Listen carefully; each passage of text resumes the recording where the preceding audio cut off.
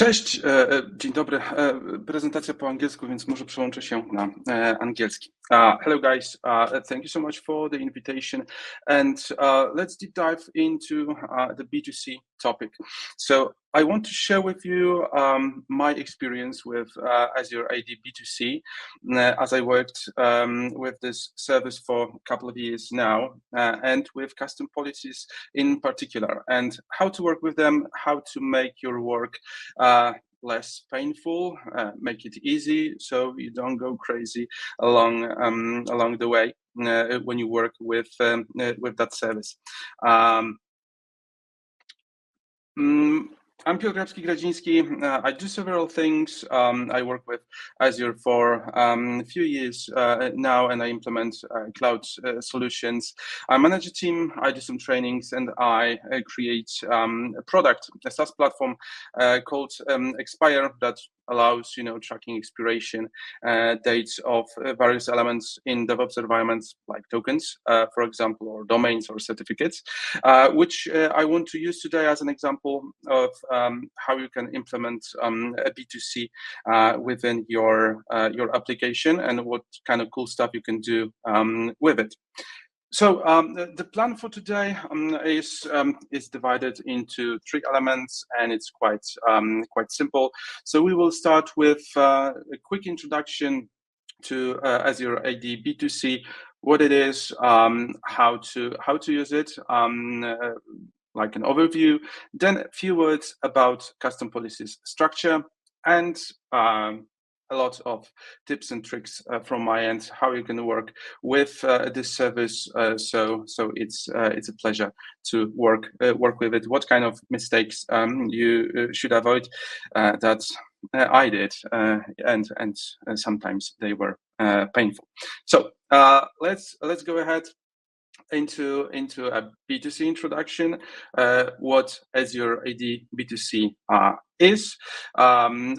Azure AD B2C is a service for managing identities, mainly in a business to consumer fashion. So that's this B2C stands for.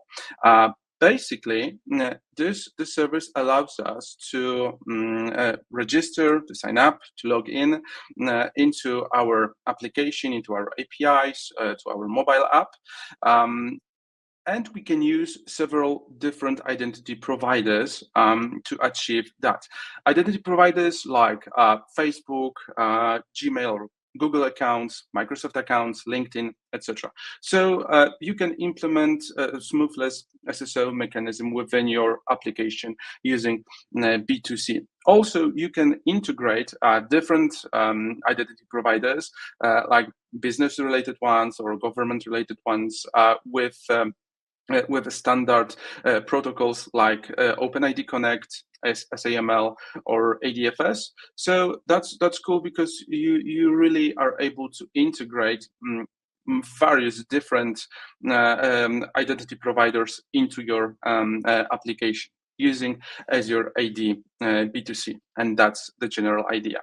Now, once I started working with B2C, I had a very first question in my mind, like, how is it different from Azure Active Directory? That was a first question that came into my mind, and I wanted to share this with you because it can bring some confusion at the very beginning if you're working with B2C, especially that Azure AD is actually used inside of the B2C. So once you log in to the B2C service, you will see the link to Azure AD, and that's pretty confusing.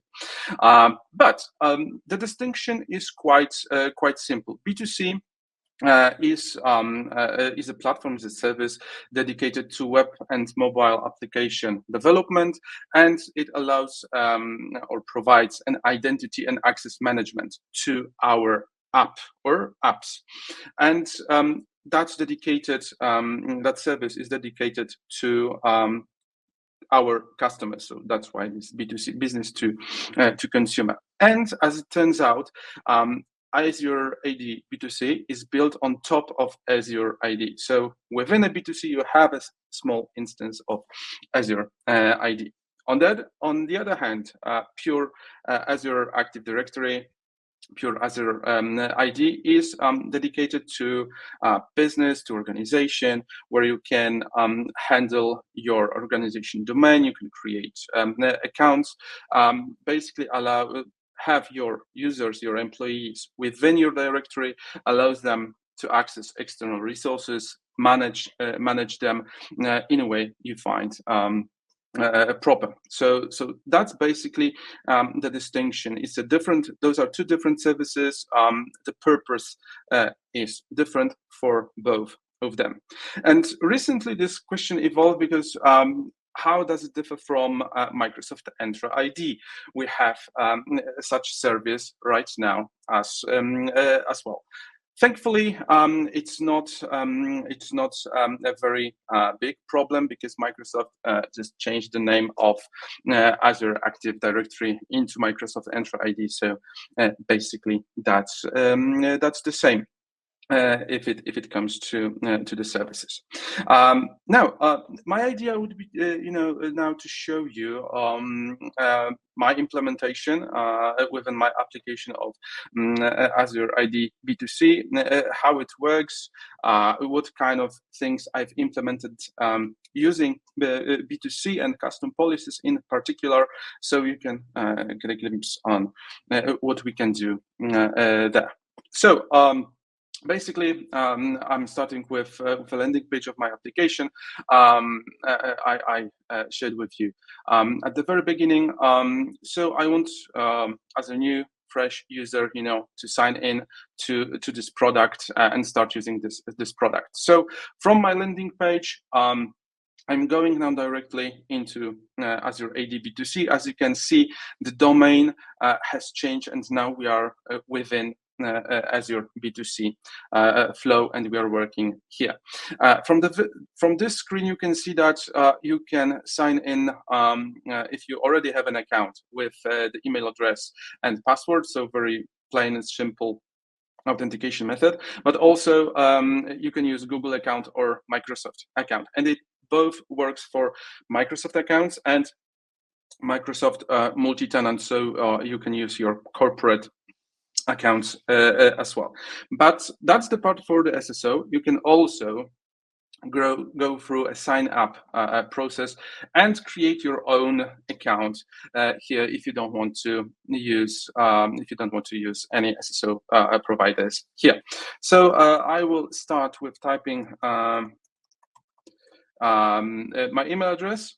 We are starting with a verification code, and within few seconds I should receive the verification code on my email. Yep, I have this now, so I can show you what it looks like. Yeah, so that's the email I just received from B2C with my code. I can now finish the registration. What is interesting here also is that I changed the default email template and email vendor, because it's not sent directly by B2C, but in this case actually by Brevo.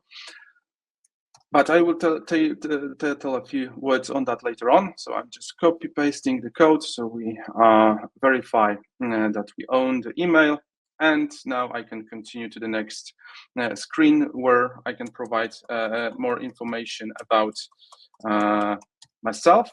I can collect a very basic set of informations like password, first name, last name. I can add, using custom policy, additional fields if I need one. For example, those terms and conditions here, I added them as I need the user to consent. Here, also I added the links to privacy policy, terms and conditions documents. So that's also a thing you can add to this screen. It's highly customizable. So the data should be okay. There is, of course, a validation on it, and as you can see, I'm redirected directly to the application. Now I can start work with the application. I'm authenticated. I do have a token here, which I will show you in a moment as well, what kind of information we do have in this token. So that is the flow. All of this was implemented in custom policy in Azure AD B2C.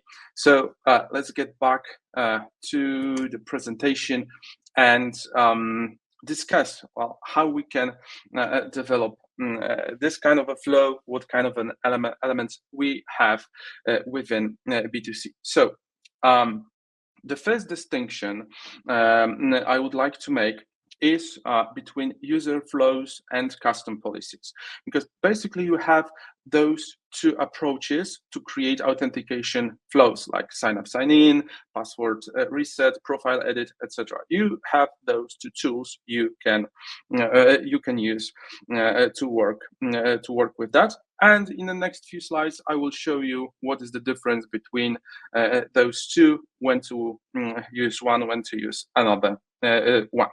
But it would be good to know, like, what is more or less the structure of the B2C, what are the elements that we are dealing with inside.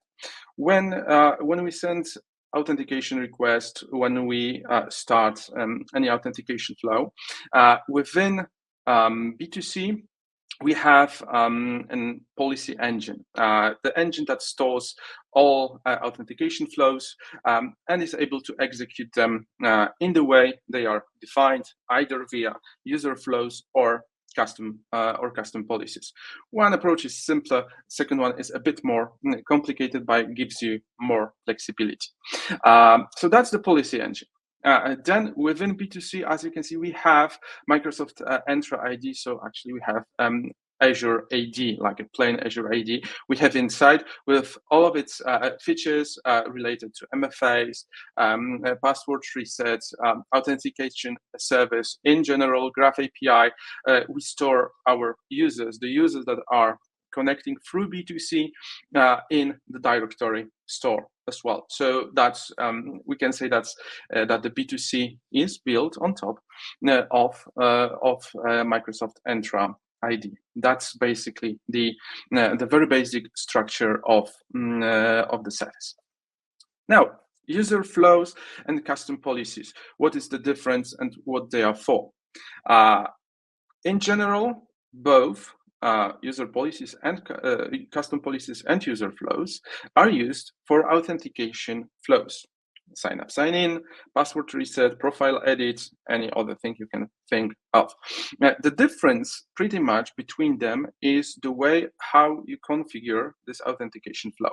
With user flows, as you can see on a screenshot, it's a very simple way. You just click your way through, you define all the properties, identity providers, claims, layouts, languages, translations, etc. You defined all of that by adjusting proper elements within Azure portal, within this user flow. You can run this user flow to test it, etc. But basically, it's just clicking through all the things that are available. And at this level, it's quite a lot of things you can already do with user flows. You can work with MFA, so multi-factor authentication. You can define the policies around your user's password. You can configure several identity providers you would like to work with, or change the layout. So at this very stage, it's already quite a lot. Custom policy, on the other hand, is a bit complicated because you need to create several XML files, and each and every authentication flow you create is created in XML file. So that's a bit of an issue, because you need to deal with large files with tens or hundreds of lines to create the flow you want to have. But this approach has pros and cons. Gives you much more flexibility than user flow. But on the other hand, you need to deal with the XML and defined structure of the file. So yeah, there's something for something. To sum up the differences between the two, within user flows, you already can use SSO and identity providers like Facebook, Google, LinkedIn, and Microsoft accounts. So that's already quite a lot. You can create additional user attributes like country, age, accepted TOC, etc. You can enable multi-factor authentication. You are able to adjust and change the look and feel of the pages user is interacting with in terms of the layout, in terms of the translations. You can define the attributes that are returned in the token. You can manage how the session should behave. You can use API connectors if you want to push some data to the API during the process or to fetch some data from the API. Already you can do that with the user flow via Azure portal. In custom policy, you can do all of the things you can do in user flow for sure. But what's interesting, and when you can think of using custom policy, is that if you want to integrate multi-tenant Microsoft multi-tenant approach, so using different Active Directories to log into your application, generic integration with different identity providers like your internal one, you may have via well-defined protocols like OpenID Connect, Auth, SAML, ADFS. For that, you have to use custom policy. You can integrate with App Insights to get the telemetry, usage, debug the flows. That's cool. And you can add pages for your flows. Like in the example I showed you, I added several pages there.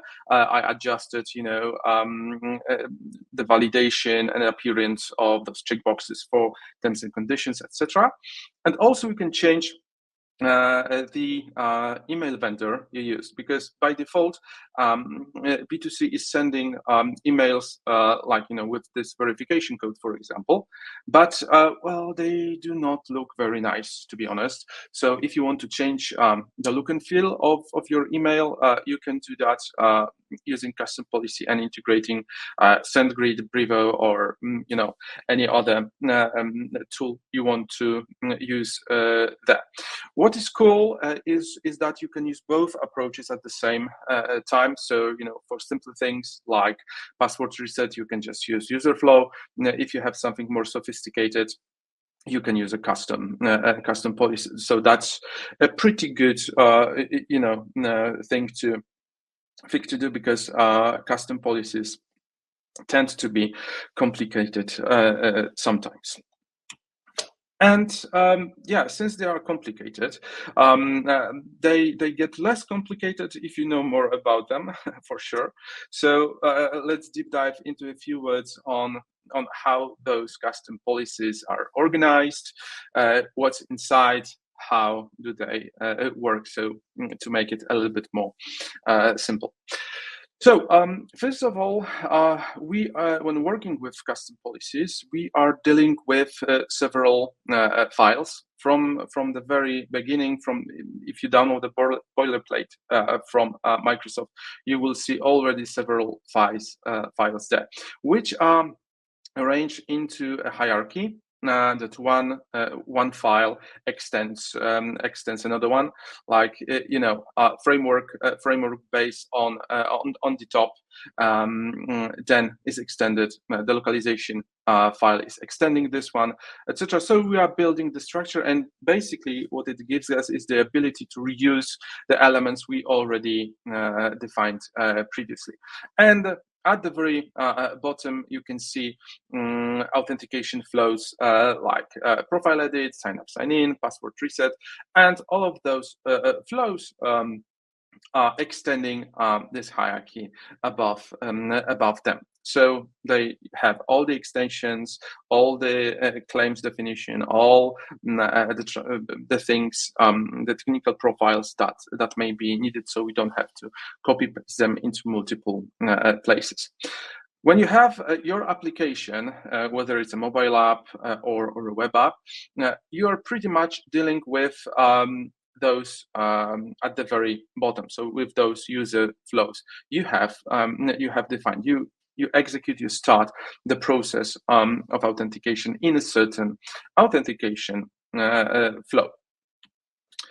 So once you started the authentication flow, let's say a few words on those components that we have here within the authentication flow within custom policy. As you will definitely see those terms in the documentation, so you know more or less what's what. Basically, when we start, so when I opened the app and wanted to sign in or sign up, that part of the equation is called relying party application. So that's our application that wants to authenticate the user. Once we are starting the flow, we are talking to relying party policy.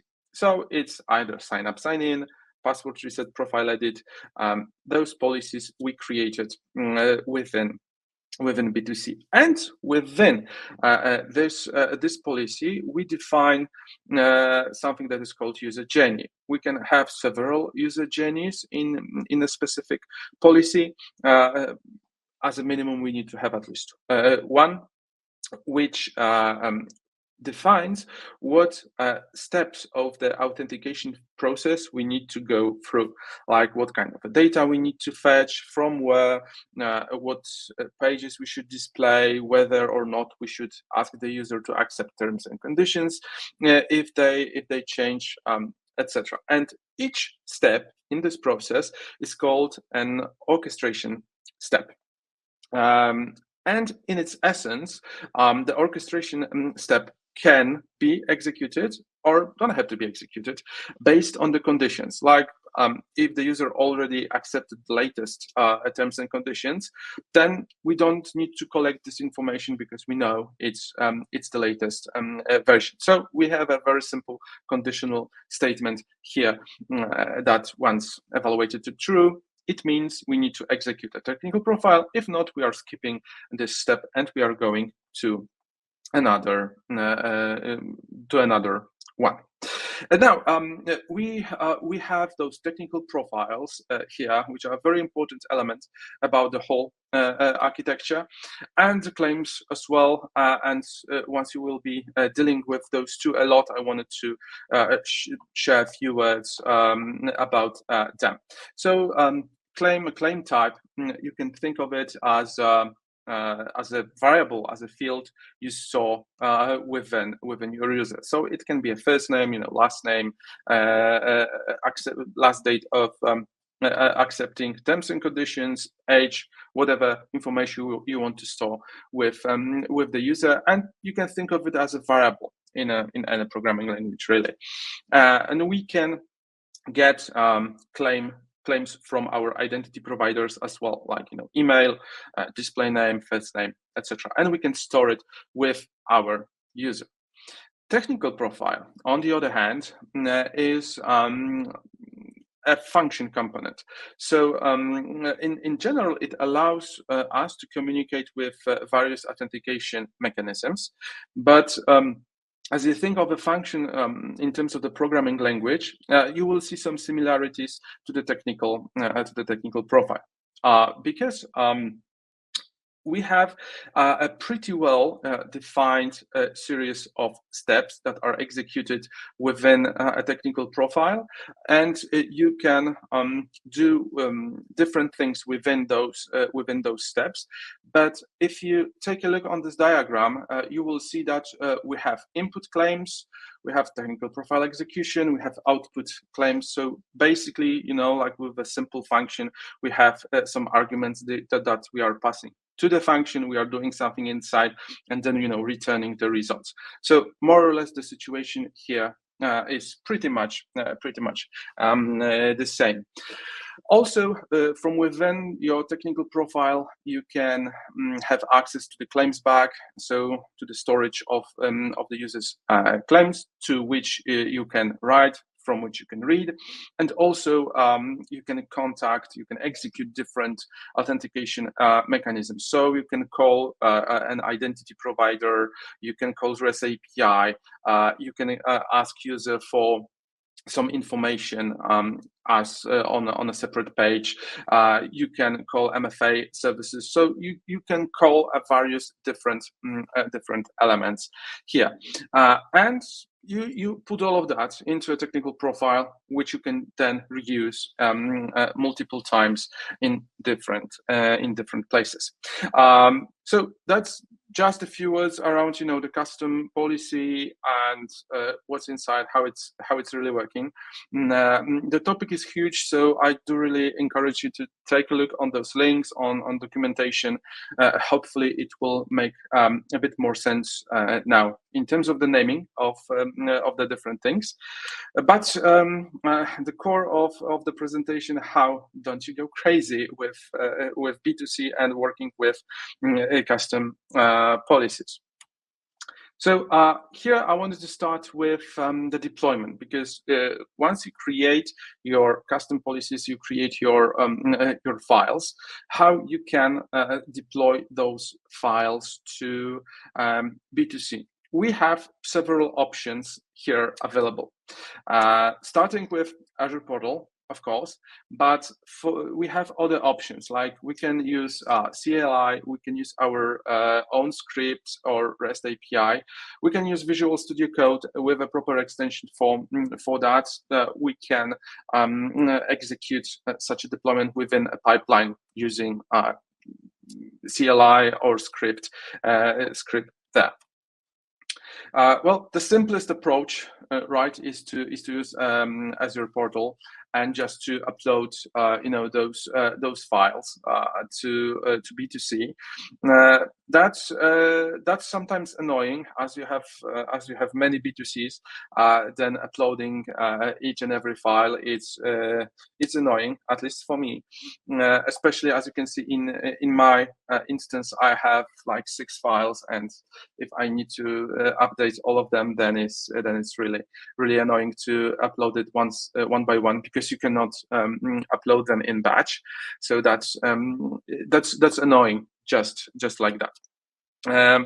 And so to use different methods like CLI, your own script, etc., you can do that, but there is one additional step needed to achieve that. You need to create a special B2C application with a proper permissions, which is policy read write trust framework. So this application has a permission to change custom policies. Once you have such application, you can use client ID, client secret from it to get a token, and then with this token you can simply call API to upload your policy. Maybe I will show you very quickly such scripts I created in Python. You can do it in anything you want, really. So as you can see, I have client ID, client secret for my application. Here I'm getting the token from a login endpoint, and once I have a token, then I can proceed with uploading those files to my B2C instance, and that's pretty much what I am doing here. I need to have this access token generated, and I can upload policies to B2C. So in this sense, it's quite simple.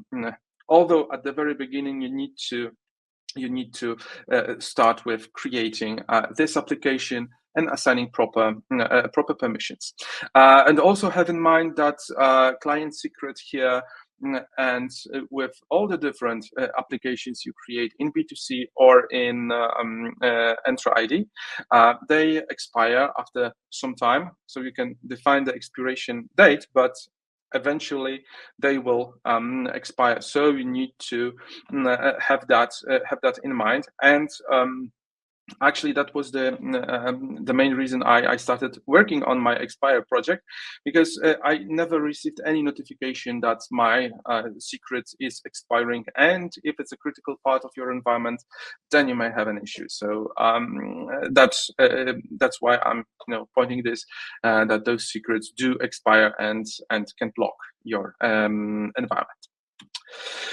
Then within your custom script, you can just call an API. Also, you can use a CLI, which is called Identity Experience Framework Tool, for the deployment. Again, you need to fill proper environment variables around client ID and client secret, so there is no news. Right. Again, you need to create an application for that as well. But within this, using this tool, you can simply upload your policies to your B2C. Again, you need client ID, client secret, so the tool can get access token here. So those are pretty much the options you can use to deploy your policies to B2C. But there's an important information. Once you deploy your policies, there is a cache. And there is a cache that according to the documentation lasts up to 30 minutes. And what that means, once you upload your new version of a custom policy, within 30 minutes you may not see the new version. Well, it will not be applied, and it may not work. From my experience, mostly it's around 5 minutes, 5 to 10 maybe. So it's definitely less than 30 minutes. Microsoft documentation says it's up to 30 minutes. But what is problematic is that within that period of time, you may not see your changes, or you may see your changes, and they can flip. So once you log in, it will be working with a new version. You do that 10 seconds later, and you will hit the cache with an old version, and that's pretty much annoying thing. So it's worth having this in mind. Especially this is annoying when you develop something new, you're implementing changes, and you want to see the results quickly, and you don't want to wait 5 minutes, 10 minutes, 30 minutes. It doesn't make any sense to wait that's long. So what you can do in such situation, you can adjust the deployment mode attribute within your policies, and we can switch that into development. Once we do that, the change is instant. So as soon as we upload the file is live, and it will be used basically. So any changes we made there will be available. The trick part here is that you have to add this mode to each and every file you are uploading. So I will very quickly go back to the slide with the hierarchy. So if you are uploading extensions and sign up, sign in files, then you have to change this in both, because if you change in one, the other one will work in a production mode as it's by default, and you will be pretty much annoyed that, hey, I have a development mode in my sign up, sign in, so why I don't see changes made in extensions file. I made that mistake, and it was really frustrating that it should be instant, but it's not. And what was the issue? The issue was pretty much that I just used I didn't add this parameter to all of my files. But deployed and doesn't work. We are having issues. We are trying to log in, and we're getting this beautiful error, right? So what we can do, sometimes this error is descriptive enough so you know what went wrong, but very often you don't know, and it's very generic, and it's like, contact your administrator, and what should I do? So to enable debugging and to get more information on what happened, you can attach application insights to your custom policies. In a very simple way, you create app insights instance, you get an instrumentation key, you add that instrumentation key into your policy, and bam, then you collect logs. They appear, with a few minutes delay. And that's normal. But once you have that, you can fetch the information from your app insights using correlation ID. So as I have here correlation ID, I can search through application insights for all the logs related to this correlation ID. So I see all the flow, all the things that happened, and I'm able, to try to debug it to see where was the error, what caused the issue, maybe communication with the API, missing claim, maybe something else. And this gives you at least an opportunity to debug the issue. Also, when your user is reporting the issue, it's good to have this correlation ID so you can check it in App Insights what was causing the problem. Again, very simple to configure. You just need to provide instrumentation key in your policy. Another cool feature that you can use is an extension for Visual Studio Code called Azure AD B2C. So you can install it quite quickly and gather and see information from application insights also. This extension gives you various different features. One of the feature is browsing application insights logs. I will show you in a moment. But also it allows you to have some syntax check, some suggestions on the XML structure. So that's quite interesting thing if you are developing custom policies to have that. So maybe I will quickly shift to Visual Studio Code. I have this tool, as you can see, installed in here. So yeah, having this, I can try to have some syntax suggestions later on. I can use it, with a different parts of the file. Here you can see a simple claim type definition, like terms and conditions, which is for me checkbox multi-select. So in this sense, we can build the whole process. Will it propose? Yeah, you can reference different claim types in different files, so you don't have to memorize everything. It will give you quite a lot of different suggestions. And if you configure this application you created earlier with additional permission, you can use application insights in this tool, so you can gather the information from application insights. And let me see if I will be able to fetch. Yeah, so that's this element here. That was the whole process of me registering my account within B2C.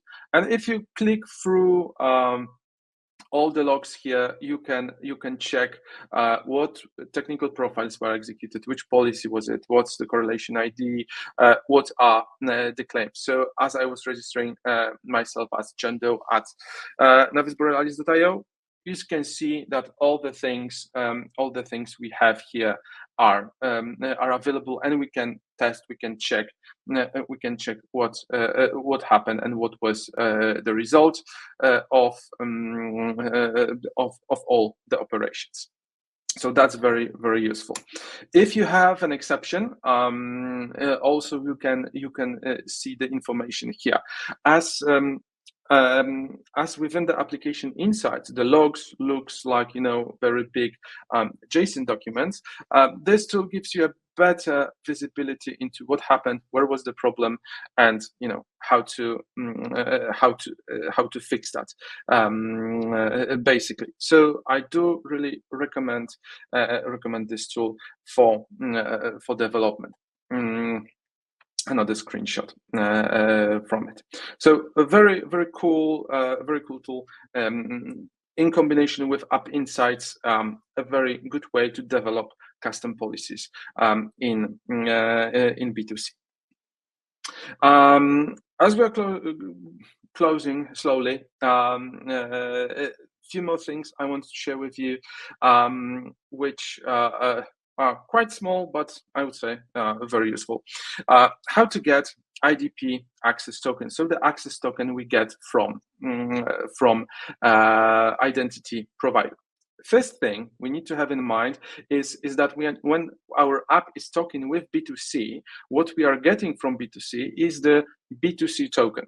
That contains that can contain identity provider token, but it's those are two different tokens. The one we get from B2C and the one B2C is fetching from Facebook, from any identity provider we want to have.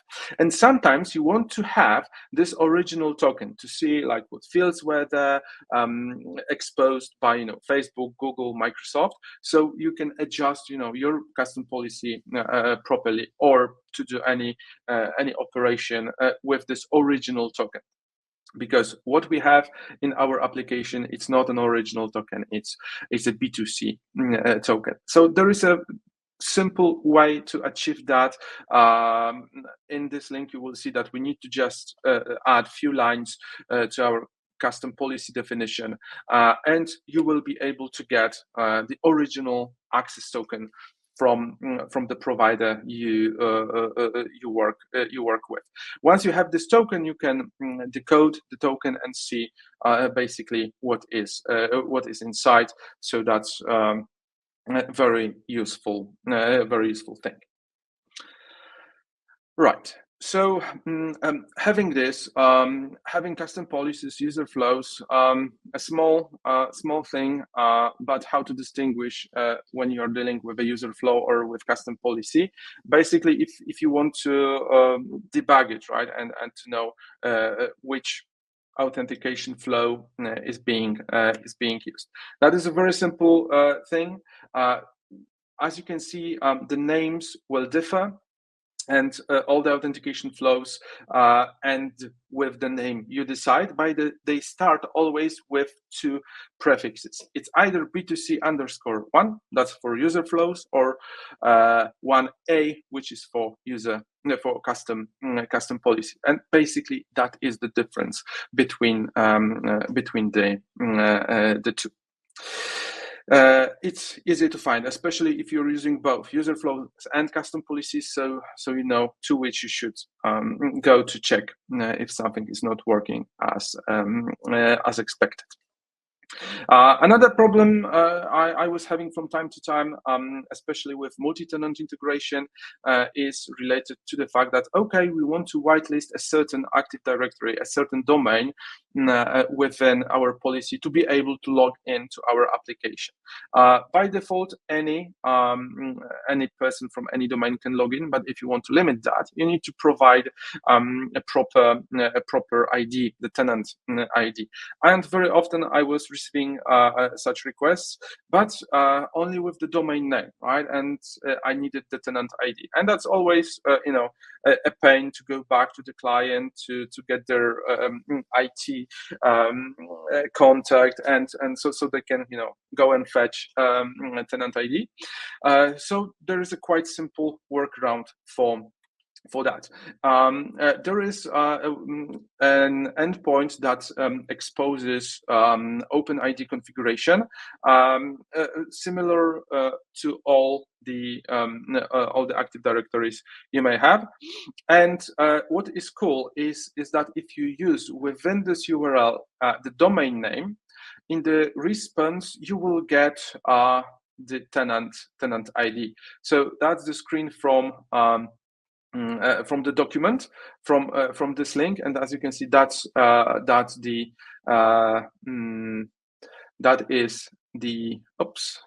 is the tenant ID for navisborealis.io, and that's a screenshot from Active Directory that this is the same ID. So small thing, yet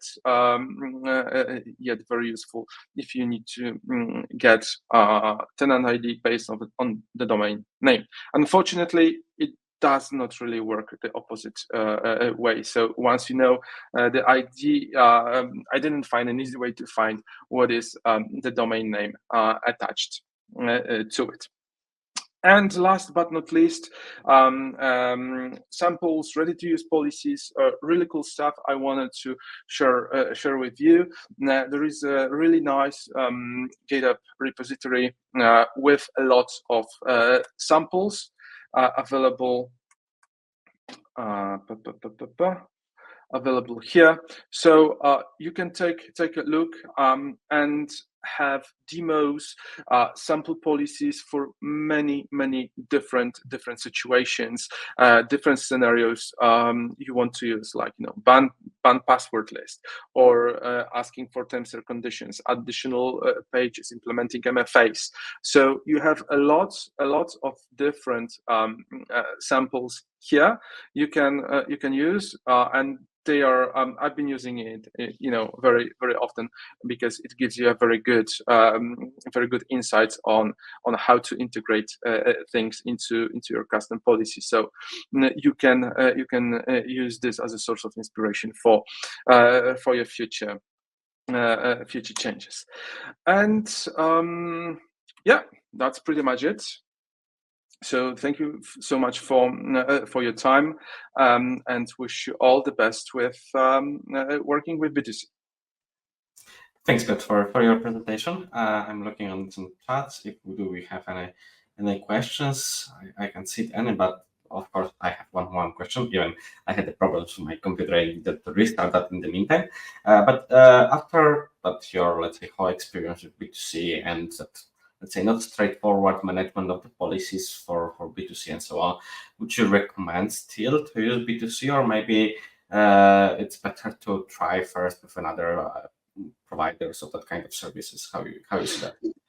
Yeah, well, that's a good question. And to be honest, for my project, for my app, initially I started with a different vendor, that was Auth0.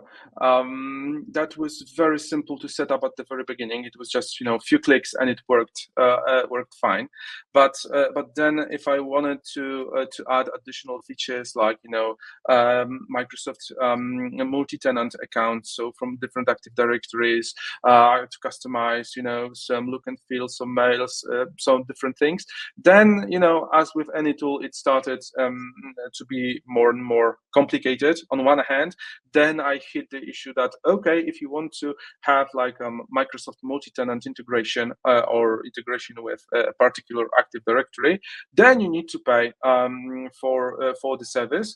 And that was very strange, because at the moment it was this kind of integration I wanted to have was on the enterprise level, so there was no price for it, and that was for me the reason I switched to B2C on one hand. So I think it also depends on what you want to achieve, and I believe if you have quite simple scenarios, B2C is very good. It's really simple to set up basic flows with user flows, not with custom policies. But once you go more and more enterprise and need more and more features, then of course custom policies are a bit difficult at the very beginning, but with the samples, with documentation, and all the different elements around the debug process, it's I wouldn't say totally painless, but manageable, basically.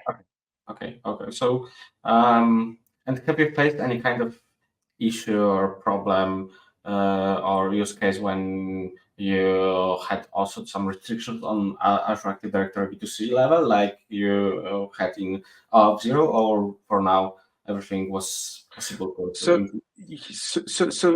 for now, everything was possible, but there were some elements that were much more complicated with B2C than with Auth0, definitely. Like if you want to make more changes to your layout, to your pages, to change the styling, or to inject JavaScript, different things related to layout. For me it was much easier with Auth0. In B2C it was more complicated, unfortunately. But from the other things, I think I didn't have much issues. The thing I resolved not that long time ago was this issue with cache, because that was so annoying that upload your policy and you need to wait like 10 minutes before you can test anything, and you don't know if it's a fresh version or it's still from the cache. Then at some point I discovered like, oh, I need to add this mode to each file, to all the files, not the final one. And that was like the revelation to me. And once I started adding it everywhere, then it started to work immediately. Then I was, oh, now we can work with it.